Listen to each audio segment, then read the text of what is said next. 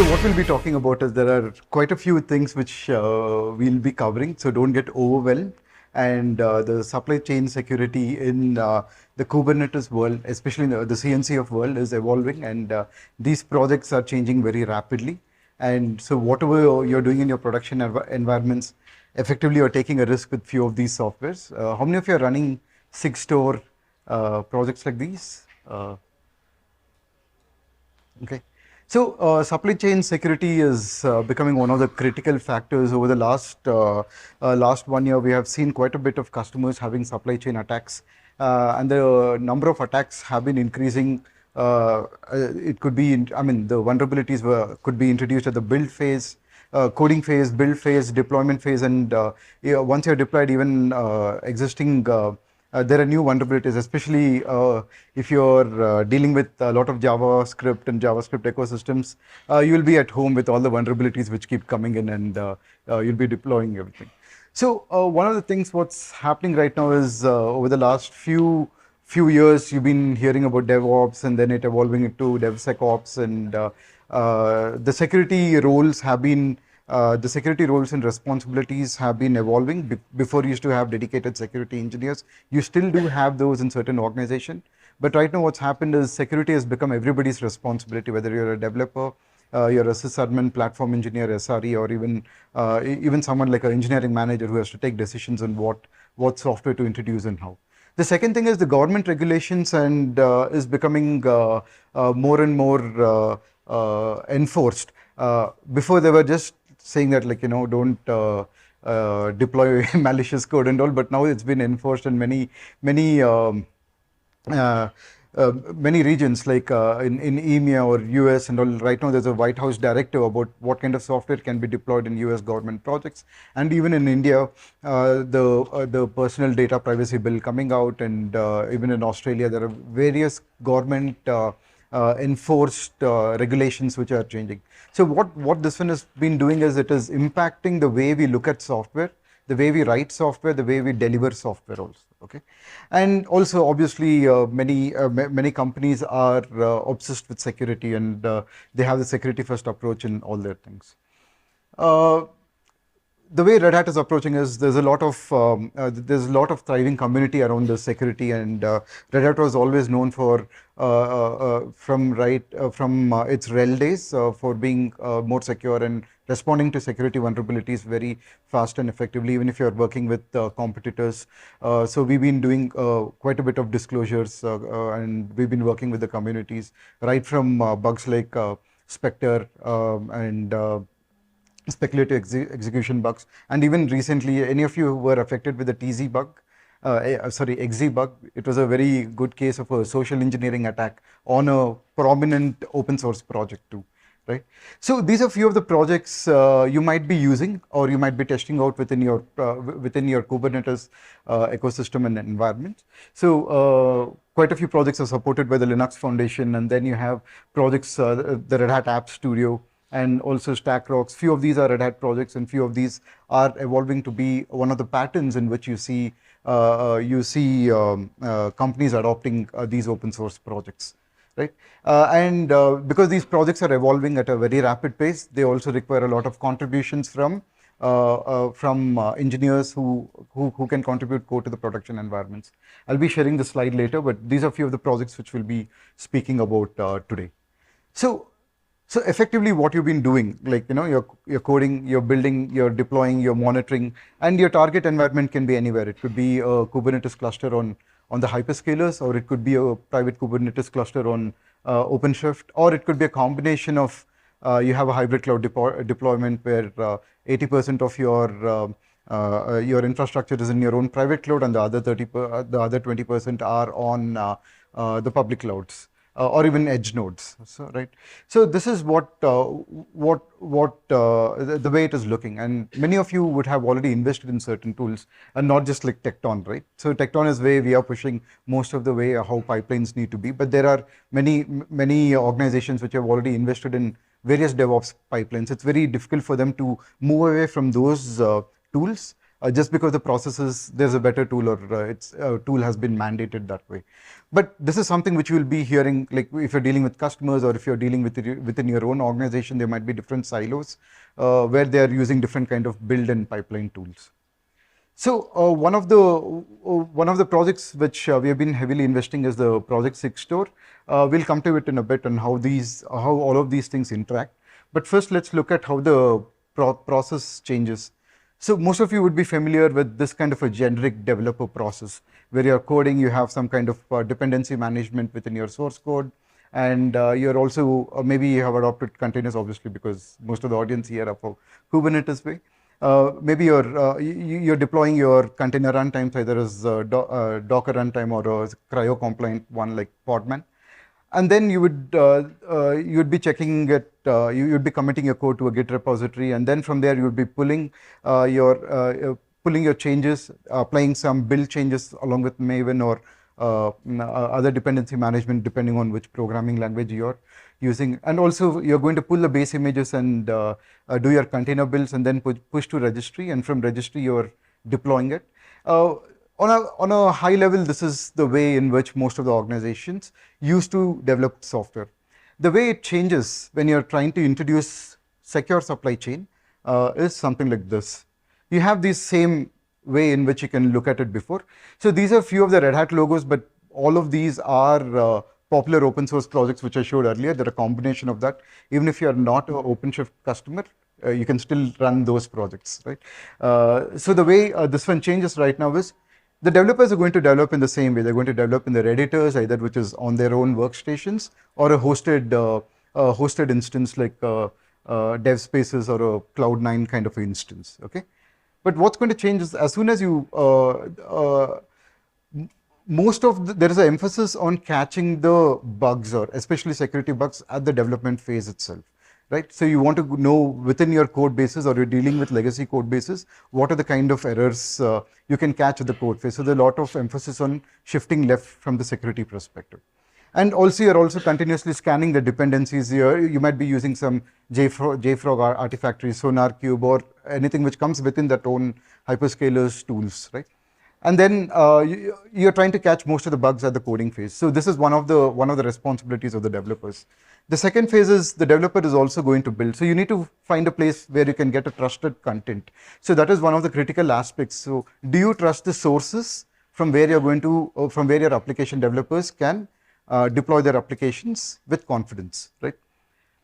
You can't totally avoid supply chain attacks, but this is one of the ways in which you can reduce your, you can do risk mitigation so that you can improve your own processes later on. And then once you have that, so we have this product called Red Hat Trusted Artifact Signer. This is basically your cosign project which comes from the 6 Store project. So you can use that and sign that particular code base and commit it. Okay. So once you commit it, the next process is you need to git sign verify. So both of these projects come from the 6 Store project. So this is something which you can implement within your own thing. All you have to do is download the Helm charts of how to deploy 6 Store project across your cluster, across your dev clusters, and then you can deploy that.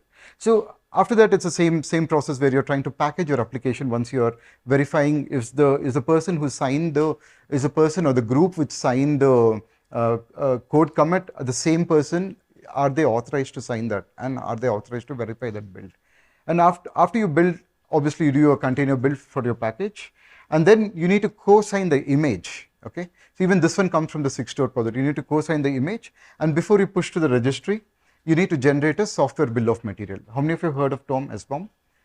So this is going to become more and more, because if you're an architect, you're trying to procure software in the future, you need to ask the SBOM of that particular vendor software along with the software packages what they're giving, because based on that you can know what kind of vulnerabilities are there, what kind of vulnerabilities have been fixed in that particular software, and are there any other software within your own ecosystem where a particular vulnerability from that particular software can affect your software. So this is one of the ways. It's not just the technology change, it's also changing a bit of processes, and both of these changes are going to be in tandem.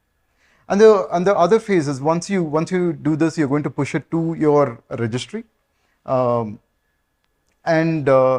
Another thing over here is in the Kubernetes ecosystem, most of them do use Tekton. So Tekton has this sub project called Tekton Chains, which helps you create these attestations and also signs of these build pipelines.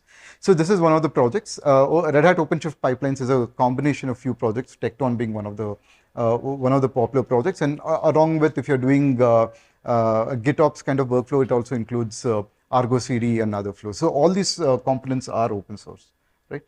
And the other thing is, prior to your deploying phase, you need to put it in a registry where you have continuous security scans of your application. It is a very known bug that most of the container repositories have containers with package managers enabled in them. So, like somebody pulls those packages, you can always install some malicious software if there is a package manager. Simple things like these, right? And once you're deploying that, there's a project which is part of Sigstore, which is called the enterprise contract. You can define what level of SLSA, it's also called the SALSA compliance, levels you want to be, what kind of attestation you want this particular software to be. So this is pretty much in the deployment phase. So what you're doing is you're signing your code commits, you're verifying the code commits which have been signed either by the, you could tie it to your OIDC provider within your organization and see who is the authorized signatory or which is the authorized service which can be signing that. You're co-signing your container images, you're generating a software bill of material.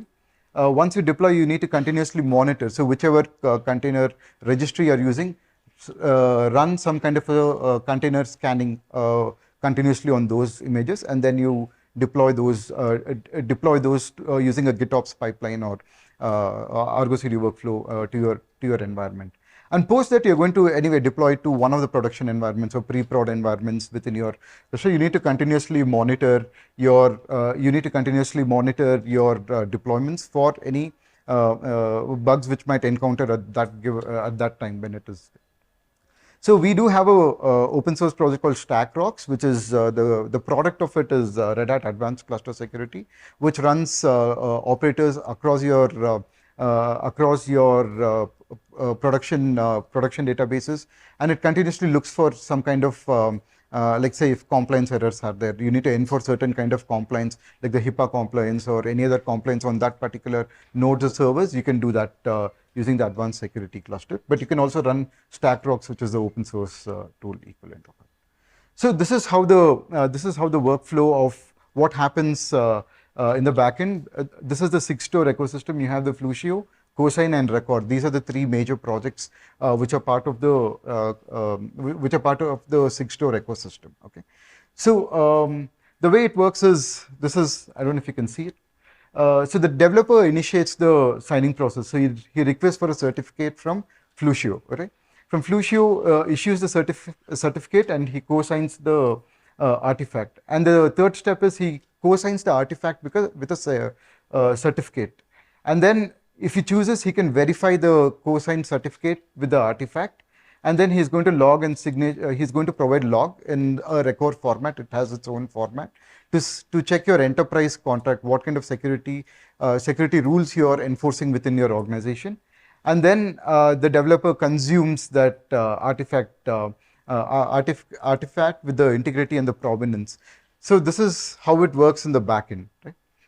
So what does this one mean for developers? So I spoke about things. So you can replace the components, what you're seeing here, with the tools which you're using within your own organization, right? So the thing is, from the coding phase, the first thing is you're going to have some kind of application libraries, language runtimes, or universal base image, or these are the base container images. Even that one matters. What kind of OS you're choosing for your deployment for your container? What's the base OS of your container deployment? So make sure that you are comfortable with the security standards these vendors or these organizations are there to. And then what you're going to do in the build phase is you're going to do some kind of a software composition analysis. So you need to be able to sign any component of that composition analysis along with your source code. You should be able to the configuration files like the YAML scripts or the infrastructure of the code, all those assets which you build along with your code, you should be able to sign that. And also you need to provide developers curated templates. So this is the responsibility architect or the engineering manager to see what is the template, what is the software template you can generate so that the developers within your organizations don't have to worry about how can I reduce the cognitive overload of the developers who are working with certain kind of software or certain combinations of software. And sorry for the garbled text, the resolutions kind of change the thing. So this is done in the code phase, okay, and then in the build phase is the same thing. You need to only the signed and verified builds need to be used, and once you need to automatically sign your build verification. So what Six-Store project does is it gives you the capabilities to do all of this thing. You don't have to do key maintenance or key rotations for all your developers. It automatically generates temporary keys, and it also rotates them for every commit they do, as long as they are they have the proper ACLs for doing that particular task. And then once you build your tasks, you're going to do some kind of policy enforcement on your images, or you're also going to attach that validation. What kind of SLSA level, that's the supply chain levels for software artifact. There are about 4 levels. You need to see your organization which level of SALSA compliance you want to do. And then from the monitoring perspective, because monitoring is a wide area, every organization chooses what kind of security monitoring and continuous monitoring they're doing for their deployed code bases. Even that's something. Kubernetes also has native security components which can do it for you from a primitive way. But if you're using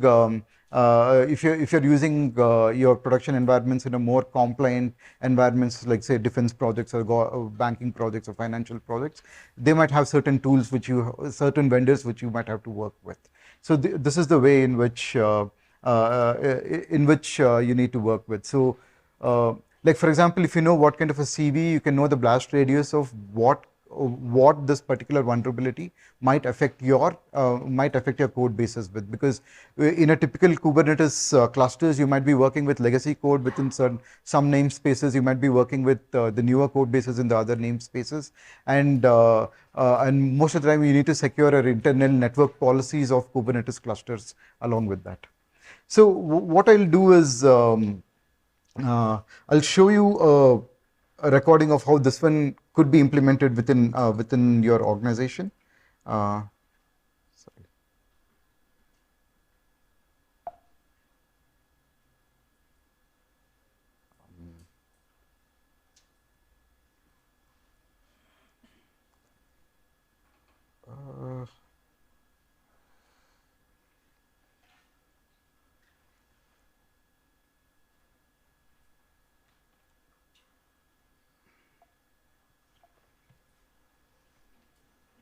Sorry. Sorry. Yeah. 1 more minute left. Oh, okay. Yeah.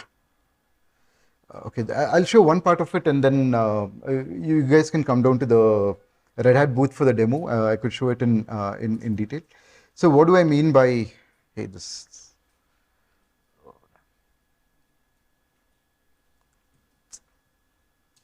Sorry, my screen is frozen. So the way we do it is first you create a backstage template to onboard all your supply chain, as in what dependencies your developers are going to work with, where are they going to deploy this particular application.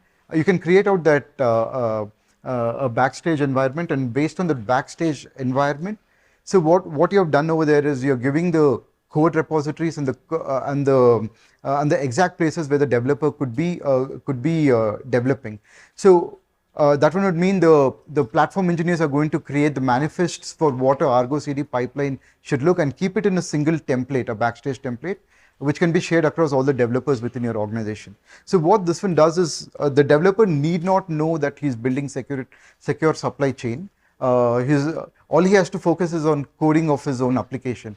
And what that thing is going to do is it's going to create a scaffolded environment, so he can just focus on the coding, and every time he's coding, all the steps which I spoke earlier, the Git signing and the Git verification and all of those things, are going to be automatically deployed to your dev environment first, and then with certain rules of your policies, how this image policy needs to be built in.